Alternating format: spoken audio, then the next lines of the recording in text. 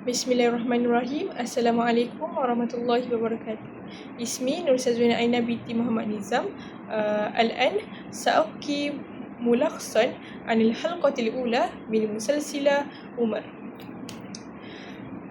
الحلقة الأولى من مسلسل عمر يظهر حياة عمر بن الخطاب قبل الإسلام. كان عمر شابا قوما ويعمل تاجرا في مكة. كان يحترم الناس ويحب العدل في التجارة والحياة اليومية. مثال في دمشق علم صديقه أن يكون صادقا وعادلا، وقال حتى إذا لم يعلمك الدين أين كرامتك؟ كان أخلاقه قائمة على الشرف العربي ولم يكن يعرف الإسلام بعد.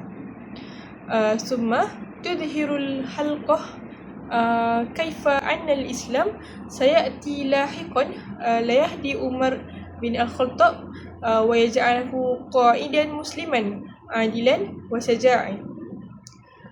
شكرا.